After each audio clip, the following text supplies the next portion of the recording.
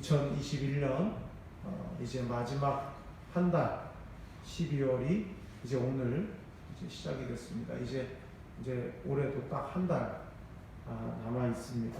한 해를 돌아보게 되는 이제 그런 즈음인데요. 한 해를 돌아본다라고 하는 건 두 가지가 있는 것 같습니다. 첫째는 2021년 한 해 동안 나를 둘러싸고 있는 모든 것들을 돌아보는 거겠죠. 우리 나라도 돌아볼 수 있을 거고 여러 가지 돌아볼 수 있을 것 같고요. 그 다음에 또 한 가지는 2021년 속에 살았던 나 자신을 또 돌아보는 이제 그런 시기라고 생각이 됩니다. 사람마다 자라온 환경이라든지 살아온 배경 때문에 자기 자신을 돌아볼 때 스스로 자기 자신에게 점수를 후하게 주는 성향의 사람이 있고, 또 자기 자신에 대해서 점수를 좀 박하게 야박하게 주는 또 그런 성향의 사람들이 있을 거라고 생각이 됩니다. 나 자신을 내게 대해서 후한 점수를 주면 그 사람은 자기애가 있거나 자존감이 높은 사람일 거고, 또 자기 자신에 대해서 점수를 야박하게 준다면은 이제 그 사람은 조금 스스로 생각할 때 좀 비관적인 성향, 좀 우울질적인 성향일 수도 있을 것 같습니다. 어쨌든 자기 자신을 돌아보면서 점수를 후하게 줄 수도 있고 또 박하게 줄 수도 있는데, 근데 이제 그 두 가지만 있는 게 아니라는 거죠. 그 두 가지만 있는 게 아니에요. 나에 대해서 점수를 후하게 주고 혹은 또 반대로 박하게 주고 그렇게 자기 자신을 자기가 들여다보는 것만 있는 게 아니고, 하나님께서 나를 어떻게 보실까로 자기를 보는 것, 이게 이제 성숙한 신앙인이겠죠. 하나님이 나를 어떻게 보실까로 내가 나를 들여다보는 것, 이것이 이제 우리를 영적으로 더 성숙하게 하고 이제 자라가게 한다라고 말할 수 있습니다. 하나님께서 보시는 관점으로 나를 바라본다라고 할 때 이제 중요한 건 특히 말씀을 통해서 주신 그 언약의 관점으로 나를 보는 것. 하나님의 말씀을 통해서 나에게 주신 언약의 관점으로 나를 돌아볼 수 있어야 한다. 이것이 이제 중요한 것은 이제 오늘 이 창세기 25장에 이 아브라함이 생을 마치는 장면이거든요. 인생을 끝내는 장면이란 말이죠. 아브라함의 위대함은 죽는 날까지, 마지막 순간까지 하나님의 언약을 믿고 살았다는 것. 하나님 앞에 가는 그 마지막 순간까지 하나님의 언약을 믿었다는 것. 그러니까 내가 인생을 잘 살았다, 못 살았다, 이런 단순한 차원이 아니고 마지막 순간까지도 하나님께서 나를 통해서 앞으로의 역사를 어떻게 이어가실 것인가에 대해서 확신을 가지고 있었다 하는 거죠. 그러니까 말씀을 굳게 붙잡고 언약의 범위를 나 자신에게 한정하지 않고 후대까지 내다볼 수 있는 이제 그런 사람이 이제 이 아브라함이었다.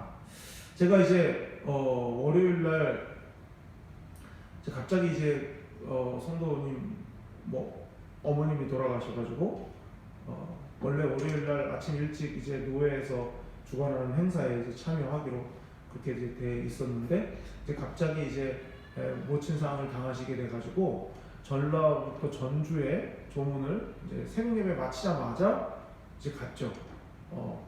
이제 빨리 갔다 와야 되는 상황이라 KTX를 타고 전주에 이제 7시 27분 차를 광명역에서 타고 이제 전주에 도착을 해가지고 조문을 하고, 거기서 이제 그냥 아침 식사를 하고 거기서 또 바로 KTX를 타고 또 와가지고 여기 이제 내려드리고 집에 가서 옷을 갈아입고 저는 다시 이제 차를 끌고 이제 춘천에 그 모임에 이제 중간에 합류를 했습니다. 저녁 먹기 직전에 이제 제가 도착을 해가지고 거기에 합류하고, 또 이제 거기서 이제 춘천에서 이제 하룻밤을 자고, 그리고 이제 어제 이제 내려오는 일정인데 또 이제 그 45인승 대형 버스를 타는데 멀미가 나신다는 분이 계셔가지고 차 좀 얻어 탈 수 있냐 그래가지고 또 이제 제가 그 차로 이제 또 운전을 해서 여기 이제 남동구의 어느 교회 앞에까지 모셔다 드리고 딱 그분들을 다 내려드리고 안녕히 가세요 했는데 전화가 딱 오는 거예요.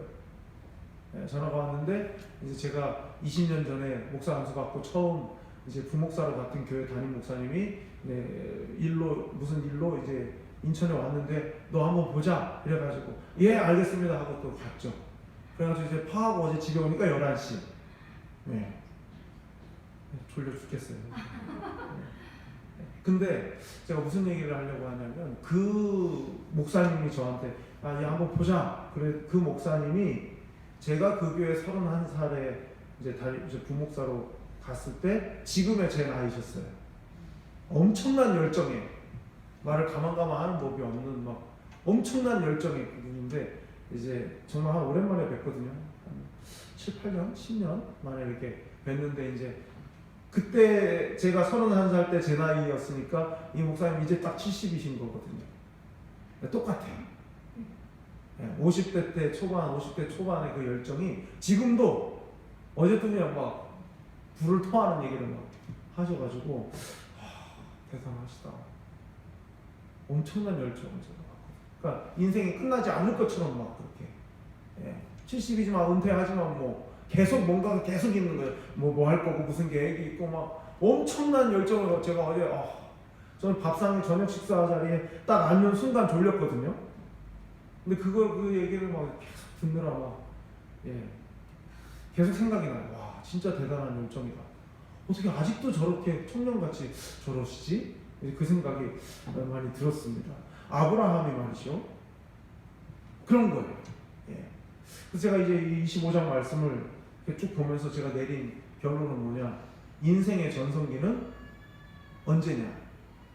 죄송하지만 인생의 전성기는 인생 황혼기가 전성기다. 나의 전성기는 아직 오지 않았다. 이럴 때 왜 아멘을 안 하세요? 아멘. 내 인생의 전성기는 아직 오지 않았다.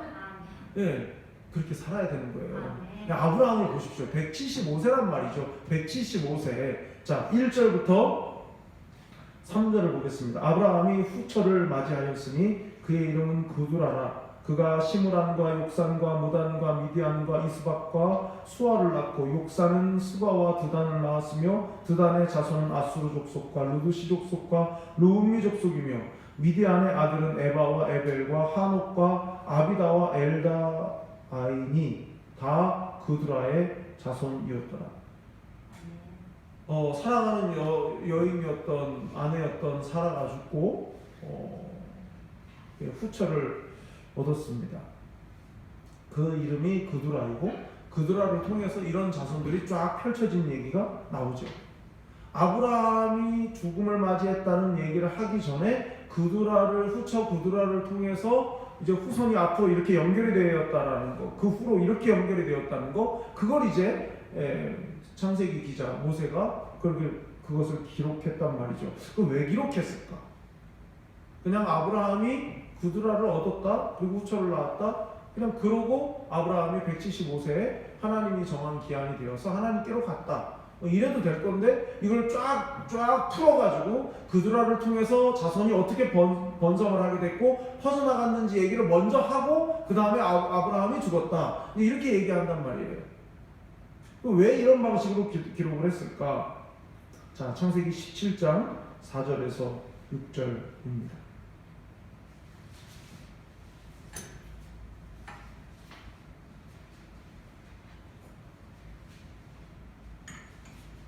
창세기 17장 4절부터 6절입니다.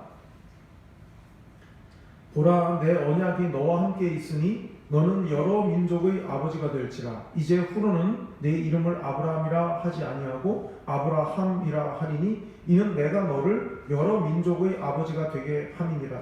내가 너로 심히 번성하게 하리니 내가 네게서 민족들이 나게 하며 왕들이 네게로부터 나오리라. 하나님께서 아브라함과 하신 그 언약의 성취를 보여주기 위해서 25장에서 이렇게 기록을 하고 있는 거고요. 인생을 마무리하는 이야기 속에 빠뜨리면 안 되는 거예요. 왜냐하면 하나님께서 하신 약속이 얼마나 신실하게 이루어졌는지 하는 것을 보여줘야 되니까. 그 중에서도 이제 이삭 이야기를 또 이제 하게 되는데요. 여기서 이제 좀 전에 읽은 17장 4절에서 보면 너는 여러 민족의 아버지가 될지라. 여러 민족입니다. 수많은 후손을 거느린 히브리 민족의 아버지가 될 거다가 아니라 여러 민족의 아버지가 될 거다라는 거예요. 그러니까 뭐 아브라함과 사라 사이에서 난 이삭을 통해서 나는 그 민족만 있는 게 아니라 하가를 통해서 또 그두라를 통해서 여러 민족으로, 그러니까 말하자면 인류의 뿌리 같은 역할을 아브라함이 이제 하게 된다 하는 게 약속이었는데, 그 약속이 그두라를 통해서도 이루어지고 또 하가를 통해서도 사라를 통해서도, 그래서 여러 민족의, 말 그대로 아브라함, 열국의 아비, 그 이름에 걸맞은 그런 성취를 보게 될 것이다 라고 말씀하는데, 그 중에서도 이삭이 더 특별한 이유는, 자, 오늘 본문의 5절 6절입니다. 아브라함이 이삭에게 자기의 모든 소유를 주었고 자기 서자들에게도 재산을 주어 자기 생전에 그들로 하여금 자기 아들 이삭을 떠나 동방 곧 동쪽 땅으로 가게 하였더라. 이게 뭡니까? 이삭에게 유산을 주었는데 이삭에게만 준 것은 아니고 다른 어머니들을 통해서 난 자식들, 그 서자들에게도 아브라함이 유산을 다 주었다고. 근데 뭐가 하나가 특이한 점입니까? 이삭을 위해서 나머지 형제들은 동쪽 땅에서 살도록 그렇게 거리를 두게 만들었다는 거죠. 그 이유가 뭔가? 창세기 21장 12절입니다. 21장 12절. 창세기 21장 12절 말씀입니다. 하나님이 아브라함에게 이르시되 네 아이나 네 여종으로 말미암아 근심하지 말고 사라가 네게 이른 말을 다 들으라. 이삭에게서 나는 자라야 네 씨라 부를 것입니다. 하나님의 계획은 뭡니까? 이삭을 아브라함이 다른 자식들보다 특별하게 대한 이유는 바로 이 말씀 때문인 거거든요. 이삭을 통해서 하나님의 역사를 이루시겠다는 거거든요. 그러니까 아브라함은 이삭을 보호하고 끝까지 이삭을 보호하고 이삭을 지켜주어야 되고, 이삭을 통해서 하나님이 일하실 수 있는 통로를 열어놓아야 되는 사명이 끝까지 이 아브라함에게는 있는 사명인 거죠. 그러니까 그 사명을 다하기까지 아브라함이 이제 끝까지 눈을 감는 날까지 이 사명을 감당했다 하는 것이죠. 자, 하나님의 구원 역사를 믿었기 때문에, 이삭이 바로 그 언약의 아들임을 믿었기 때문에 아브라함은 끝까지 이 사명에 충실했다 하는 겁니다. 여러분, 우리가 뭐 오늘 창세기 아브라함의 이야기를 25번째인데 이제 26번, 다음 주면 이제 끝나게 될 텐데, 아브라함의 인생 자체가 숱한 모험, 도전, 또 고난, 또 유혹, 여러 가지 어려움들이 계속 있었단 말이에요. 이 판단을 이렇게 하는 게 맞나 저렇게 하는 게 맞나 막 헷갈리는 그런 순간들도 있었지 않겠습니까? 그렇게 175년인데 아브라함은 그런 어렵고 또 헷갈리고 힘든 그런 상황 가운데서도 믿음을 지키고 인내하면서 주님께 복을 받은 사람인 거거든요. 그냥 이 아브라함이라고 하는 그 사람의 인생을 들여다보면 그냥 어떻게 보면 하나님의 복, 이렇게 간단하게 한마디로 말할 수도 있겠지만 그 하나님의 복을 받는 과정이 모험이었어요. 시작부터가 모험이었다. 도전이었고 모험이었고, 그리고 어떤 순간에는 고난을 당해야겠고 말이죠. 그런데 하나님께서 그 복을 아브라함 생전에만 주시는 게 아니라 그 후대로도 그 복이 이어지기를 하나님이 기대하셨고, 하나님이 또 그것을 원하신단 말이죠. 그렇기 때문에 믿음의 도전을 이겨내고 복을 받을 수 있었던 것은 하나님의 언약을 믿고 실천했기 때문이고, 그리고 그것은 똑같은 원리가 그 후대에도 똑같이 적용된다. 그래서 하나님이 아브라함을 인정하셨다라는 것은 매우 중요한 것이죠. 믿음의 모험을 함에 있어서 하나님께서 요구하시는 그 순간순간의 상황들을 믿음으로 통과해 나갔던, 때로는 덜커덕거리는 그런 일들도 있었지만 그런 과정들을 거치면서도 끝까지 아브라함은 이 언약을 믿었다는 것. 믿었기 때문에 마지막 하나님 앞에 가는 그 순간까지도 이 부분에 대해서 충실했던 것이죠. 자, 11절, 오늘 본문의 11절. 아브라함이 죽은 후에 하나님이 그의 아들 이삭에게 복을 주셨고 이삭은 브엘라헤로이 근처에 거주하였더라. 하나님은 아브라함이 죽은 후에도 그와 맺으신 언약을 이행하신다는 거예요. 예, 이행하신다. 지금 한국 교회에 이제 진짜 지금 역사상 최고의 위기거든요. 한국 교회가. 예. 왜냐하면 다른 게 위기가 아니고 아이들이 없다는 거, 교회. 애기들이 없다는 거. 지금 아무리 큰 교회도 교회 학교는 예전 같지가 않아요. 예. 근데 어떤 목사님이 진단을 했는데 저는 그 진단이 가장 정확한 진단이라고 생각하는데, 아이들이 지가 혼자 걸어서 교회 오지 않고 부모 손잡고 오는데 그 부모 세대가 30, 40대거든요. 30대? 30대가 교회에 없는 거예요. 그래서 애들이 없다는 진단이었어요. 저는 그 얘기를 듣고 너무 충격을 받으면서 너무 맞다 싶었어요. 30대가 없기 때문에 애들이 없는 거예요. 애들이 없는 게 아니고 30대가 없어서 애들이 없는 거예요. 30대는 한 60대 초반 이쯤 되신 분들의 자제분들이거든요. 그래서 참 이게 우리 모두의 큰 실수인 거예요. 그 아이들이, 그러니까 그 30, 40대가 교회 학교에 다닐 때 확실하게 신앙으로 교회가 가르치지 못했기 때문에 IMF를 만나고 저성장 시대에 돌입을 하게 되면서, 그리고 주 5일 근무제가 시작이 되면서 그 30, 40대 한참 일해야 되는 그 사람들이 결혼을 하고 아기를 낳아서 아이를 키우는 그때에 이 한둘 낳은 이 아이를 잘 키우겠다고 신앙을 등지게 된 거거든요. 그러니까 교회에 아이들이 없는 거거든요. 정말 위기예요. 정말 걱정됩니다. 교회마다 대출이 많거든요. 교회마다 예배당 짓느라 대출이 많은데 그 대출금을 이제 은퇴하는 분들은 갚기가 어려워졌어요. 그러면 30, 40대의 성도들이 헌신하고 헌금한 걸로 그걸 갚아야 되는데 이제 그 친구들이 떠났기 때문에 못 갚는 거죠. 그러니까 지금 1200억짜리 예배당이 지금 나와 있고 이런 몇백억짜리 예배당들이 다 지금 나와 있습니다. 부동산. 예. 이 앞으로 어떻게 할 겁니까? 이거 정말 큰일 난 일이거든요. 앞으로 20, 30년 뒤면 어떻게 될지 모릅니다. 정말로. 여러분이 이제 하나님 나라 가든지 아니면 80, 90이 됐을 때쯤에는 한국 교회가 어쩌면 지금 5만 교회라고 하는데 3만 대로 떨어질 수도 있지 않을까, 그런 생각이 듭니다. 지금 노예에 모여봐도 젊은 전도사님들이나 이런 분들이 노예 가입을 안 하고 있습니다. 가입을 안 해요. 노예로 안 들어오고 있습니다. 정말 이거 큰 위기고 정말 심각한 문제거든요. 30, 40대 빨리 교회로 못 돌아오게 만들면 교회는 끝나는 겁니다. 다음이 없는 겁니다. 지금 아브라함이 죽은 후에 하나님께서 아브라함과 맺으신 언약을 지키셨다고 그랬거든요. 하나님이 영원하셔요. 우리는 언젠가 하나님이 부르시면 가지만 하나님이 영원하시기 때문에 남은 자들을 통해서 하나님은 일을 하신단 말이죠. 남은 자들을 통해서. 그러니까 우리는 바통을 잘 넘겨주는 역할을 해야 되고요. 이제 아브라함의 이야기가 이제 바로 그런 거죠.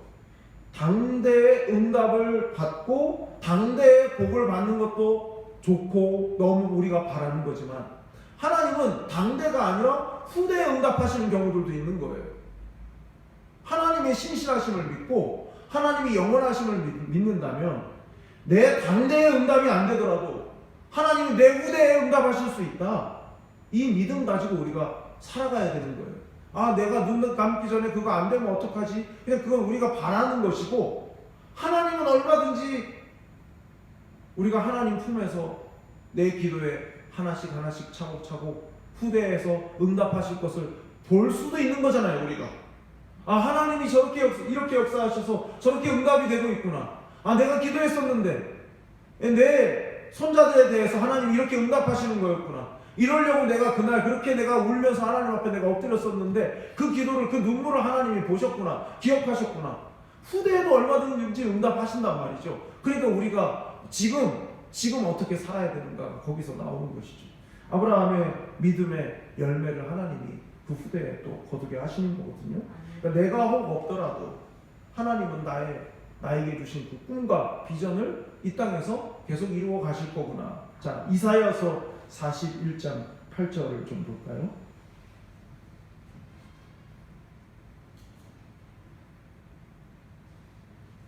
이사야서 41장 8절 말씀입니다.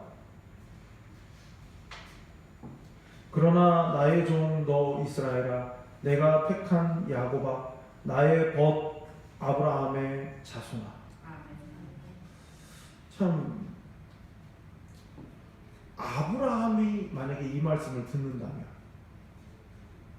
나의 벗 아브라함의 자손아 그러셨잖아요. 하나님께서 아브라함에게 너 이리 좀 와봐라. 저 하늘의 별 좀 봐봐. 엄청 많지? 저 별 셀 수 있니? 한번 세볼래? 못 세겠어요. 셌던 거 또 세는 거 같고 헷갈리기도 하고 너무 많아서 눈이 막 어지럽습니다. 그래, 너 후손이 저렇게 될 거야.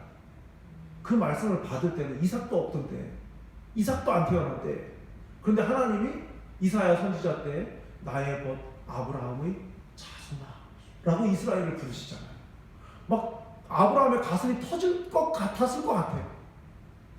나의 벗 아브라함의 자손아. 하나님이 그렇게 역사하셔서 그걸 아브라함은 봤습니까? 못 봤습니까? 못 봤죠. 아브라함은 못 봤죠. 아브라함은 이삭 태어나고 뭐 그런 거 본 거 아니겠습니까? 그런데 훗날에 하나님이 나하고 하신 약속을 그렇게 지켰구나. 아브라함이 그것을 알았을 때 얼마나 가슴 벅찼겠습니까? 자, 우리가 지난번에 봤던 야고보서 2장 22절, 23절 말씀 보겠습니다.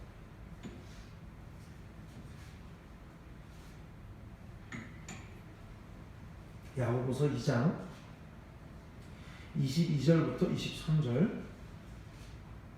네가 보거니와 믿음이 그의 행함과 함께 일하고 행함으로 믿음이 온전하게 되었느니라. 이에 성경에 이른바 아브라함이 하나님을 믿으니 이것을 의로 여기셨다는 말씀이 이루어졌고 그는 하나님의 벗이라 칭함을 받았나니. 그러니까 야고보서 2장 22절 23절의 말씀이 이사야서 41장 8절의 말씀을 이제 그 의미를 풀어주고 있는 이제 그런 말씀이죠.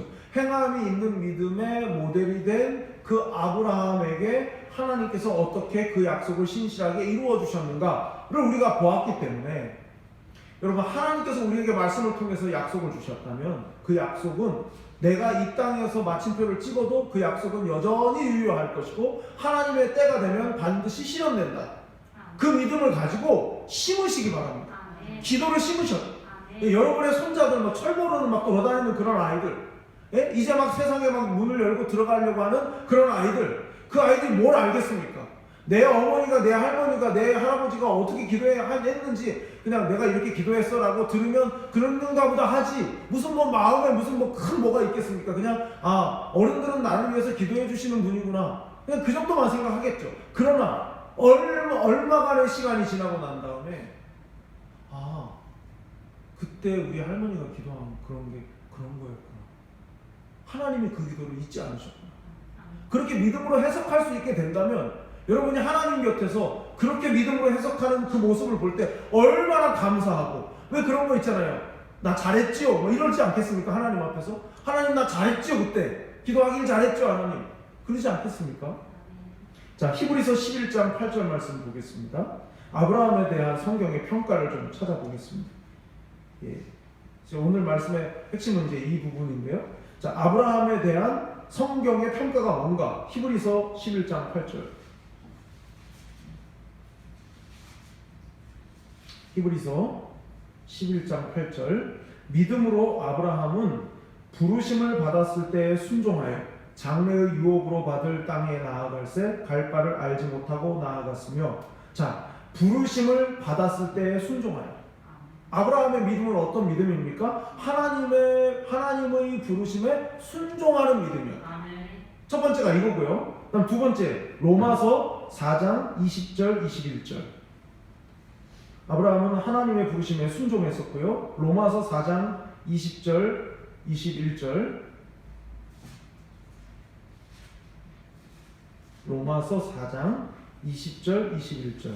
믿음이 없어 하나님의 약속을 의심하지 않고 믿음으로 견고하여져서 하나님께 영광을 돌리며 약속하신 그것을 또한 능히 이루실 줄을 확신하였으니. 누가요? 아브라함이 뭐 했다는 겁니까? 약속의 말씀을 믿었다는 거예요.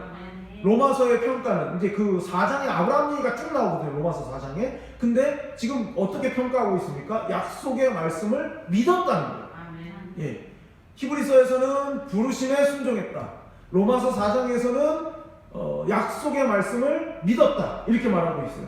다시 히브리서 11장 17절을 가보겠습니다. 히브리서 11장 17절. 히브리서 11장 17절 말씀. 아브라함은 시험을 받을 때 믿음으로 이삭을 드렸으니 그는 약속들을 받은 자로 돼 그 외아들을 드렸느니라. 예, 믿음을 어떻게 평가합니까? 시험을 받을 때도 하나님을 뭐 했다고요? 믿었다. 시험을 받을 때도 신뢰했다고요.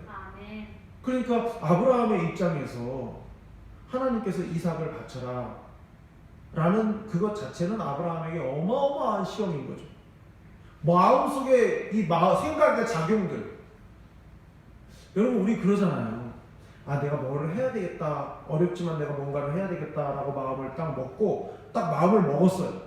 그때 여러분 어떻게 해야 된다고요? 빨리 해야 된다고요. 마음 먹었을 때 바로 해야 된다고요. 그 마음이 흐트러지지 않기 위해서 그거를 그 시간을 늘리면은 백발백중 흔들릴 수밖에 없거든요. 그러니까 이제 아브라함이 하나님의 명령을 이삭을 바치라는 명령을 받고 그 뜻에 순종하기로 마음을 먹었을 때 아무리 아브라함이라도 이게 다른 게 아니라 아들을 바치는 거기 때문에 백세에 얻은 아들을 바치는 거기 때문에 마음속에 작용이 엄청나게 일어났을 겁니다. 정말 하나님의 뜻이 맞을까? 그거부터 시작해서 정말 그렇게 바쳐야 되나? 바치는 데까지만 가라는 뜻인가? 부터 시작해서 수많은 생각들이 일어날 수 있고요. 그거 자체가 뭐예요? 시험이에요. 근데 시험을 받을 때 어떻게 했다고요? 믿음으로 이삭을 드렸다. 예. 그 다음에 또 한 가지요. 창세기 13장 8절에서 9절. 13장, 창세기 13장 8절에서 9절. 창세기 13장 8절에서 9절. 부르심에 대한 순종을 했고 약속의 말씀을 믿었고 시험을 받을 때도 믿었고. 자, 창세기 13장 8절에서 9절. 아브라함이 롯에게 이르되 우리는 한 친족이라 나나 너나 내 목자나 네 목자나 서로 다투게 하지 말자. 내 앞에 온 땅이 있지 아니하냐? 나를 떠나가라. 네가 좌하면 나는 우하고 네가 우하면 나는 좌하리라. 어떤 믿음입니까? 복을 나눌 수 있는 믿음이에요. 하나님이 내게 주신 복을 나눌 수 있는 믿음. 아브라함은 그런 믿음의 사람입니다. 그러니까 하나님의 부르심에 갈 바를 알지 못하지만 하나님이 부르셨기 때문에 거기에 나아가는 믿음. 그리고 하나님께서 주신 약속은 그 약속은 반드시 이루실 것을 믿는 믿음. 이 믿음은 진짜 눈을 감는 날까지 계속된 믿음 아니겠습니까? 그리고 심지어 하나님께서 아브라함을 시험할 때에도 그 시험 가운데에서도 하나님을 신뢰하고 반드시 하나님은 살리실 거다. 그 믿음을 가지고 또 드리는 뿐만 아니라 하나님이 내게 주신 것을 가지고 다투기보다는 나눠야겠다. 나눌 수 있는 믿음. 그 믿음을 성경은 아브라함의 믿음이라고, 이 네 가지를 아브라함의 믿음이라고 평가하고 있습니다. 자, 오늘 본문의 11절과 12절까지 한번 보겠습니다. 창세기 25장 11절 12절. 아브라함이 죽은 후에 하나님이 그의 아들 이삭에게 복을 주셨고 이삭은 부엘라헤로이 근처에 거주하였더라. 사라의 여종 애굽인 하갈이 아브라함에게 낳은 아들 이스마엘의 족보는 이러하고, 이 족보가 또 쭉 나오죠. 처음에 말씀드린 것처럼 인생의 전성기는 아직 오지 않았다. 황혼역이 전성기다. 가장 귀한 것을 넘겨주는 사건이기 때문에 인생의 황혼기가 전성기여야 되는 거예요. 여러분, 몸은 약해질 수 있고, 아까 말씀드렸잖아요. 어제 뵌 그 목사님 그렇게 열정적으로 막 얘기하시더니 식사하고 밥 먹은 자리에서 일어나서 걸어가는데 뒷모습을 보니까 옛날 걸음걸이가 아니더라고요. 무릎이 아프다고 하시더라고요. 그러니까 열정은 있는데 몸은 그 열정만큼은 못 되는 건 사실이죠. 그건 어쩔 수 없죠. 저도 노안이 왔는데 저도 이거 다초점이에요. 저도. 어쩔 수 없어요. 그럴 수밖에 없어요. 그런데 여러분 보세요. 제일 부실한 걸 넘겨줄 거냐? 아니면 계속 품고 계속 다듬고 계속 광을 내고 계속 귀하게 포장을 해서 제일 좋은 걸 넘겨줄 거냐? 이거는 육신의 나이나 육신의 건강 상태랑은 상관이 없는 겁니다. 아브라함이 마지막에 남겨준 건 뭐였습니까? 하나님이 지금까지 나와 함께 하셨을 뿐만 아니라 나와 약속하신 그 하나님은 내 이후에도 그 약속을 반드시 이룰 거다. 그 믿음의 가장 귀한 보배를 넘겨주기 위해서 아직 나에게 전성기는 오지 않았다. 그 믿음과 그 마음 가지고 여러분이 가지고 있는 그 믿음의 칼날을 계속 가세요. 더 예리하게 날이 바짝 서도록 그 칼을 계속 가십시오. 지금 내가 이 칼을 계속 휘두를 일은 내게 없을지도 모르지만, 그러나 나는 제일 복음을 만들어 가지고 그 복음을 내 후대에게 내가 넘겨주겠다. 그래서 그 믿음의 검으로 하나님이 기뻐하시는 영적 싸움을 나의 후대가 싸우도록 내가 그 밑바탕이 내가 되어주겠다. 그렇게 믿음의 전성기. 여러분, 저는 그 생각을 가끔 합니다. 제가 아침마다 사과 한 개를 먹는데 사과 한 개를 먹다 보면 그 씨가 딱 걸리잖아요. 근데 보세요. 그 씨 속에 몇 개의 사과가 있는 겁니까? 모르죠. 알 수가 없습니다. 그 사과 씨 하나에 몇 개의 사과가 있는지 우리는 알 수가 없어요. 여러분, 그게 비전이에요. 그게 비전. 하나님께서 우리에게 주신 비전은 그 사과 씨 같은 비전인 거예요. 우리는 씨앗 하나를 넘겨주지만 그 씨앗은 사과 한 개가 담겨있는 씨앗이 아니라 수를 셀 수 없는 사과가 담겨있는 씨앗입니다. 여러분, 그게 비전이에요. 하나님이 여러분에게 주신 은혜와 그 복을 씨앗 하나에 담아서 내가 넘겨주지만 하나님은 어마어마한 수확을 거두게 하실 것이다. 그 믿음으로 승리하시는 여러분 모두가 되시기를 바랍니다. 기도하겠습니다.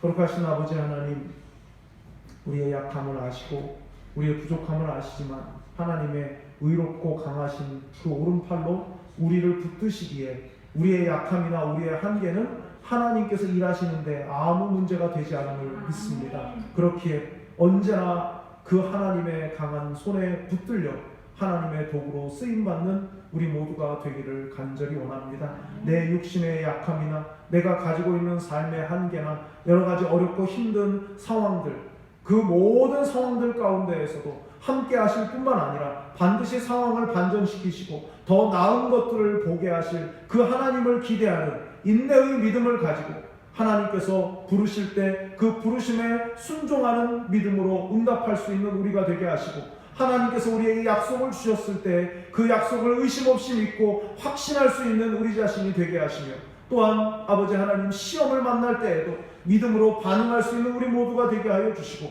아버지께서 주신 복을 나눌 수 있는 그런 믿음의 사람들이 다 될 수 있도록 도우시고 함께하여 주시옵소서. 오늘도 우리와 함께하시고 승리하는 하나님의 사람들로 살게 되기를 간절히 원하오며 사랑이 많으신 예수님의 이름으로 기도드리옵나이다.